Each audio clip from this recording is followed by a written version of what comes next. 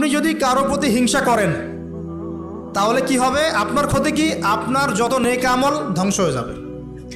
হিংসা সেভাবে নেক আমলকে পুড়িয়ে দেয় যেমন করে আগুন কাঠকে পুড়িয়ে দেয়। হাদিস শুনেছেন হাদিসটা? হিংসা সেভাবে নেক আমলকে পুড়িয়ে দেয় যেভাবে আগুন কাকে পুড়িয়ে দেয়? কাঠকে। আগুন কাঠে আগুন ধরিয়ে দেন, কাঠ বাকি থাকে? কয়লা ছাই হয়ে যাবে। ঠিক একইভাবে আমল নামের নেকি সব ছাই হয়ে যাবে।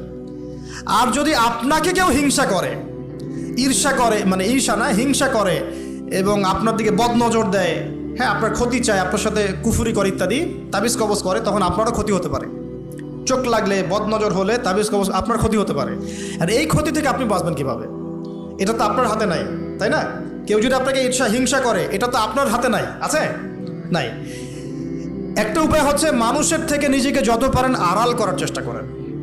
এই যে বারবার বলি না, এত শোডাউনের দরকার নাই, ফেসবুকের দরকার নাই, অনলাইনের এই যে ছবি টবি দরকার নেই, এমনি এমনি বলি না।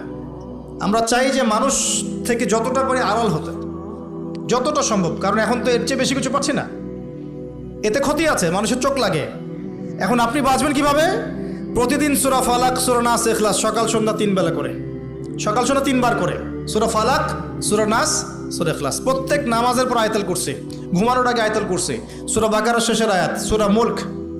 এই যে কোরআনিক চিকিৎসাগুলো আপনি যদি গ্রহণ করেন, ইনশাআল্লাহ তাআলা আপনি চোখ লাগা থেকে বাঁচবেন। ইনশাআল্লাহ ইনশাআল্লাহ আপনি বদনজর থেকে বাঁচবেন, হিংসার কুপ্রভাব থেকে বাঁচবেন ইনশাআল্লাহ। তো এগুলো কিন্তু হেলা কথা বলছি না, এটা এত মারাত্মক। নবী সাল্লাল্লাহু আলাইহি ওয়াসাল্লাম বলেছেন যে চোখ লাগা বদনজরগুলো এত মারাত্মক যে একটা জীবন্ত উটকে রান্নার পাত্রে নিয়ে আসতে পারে।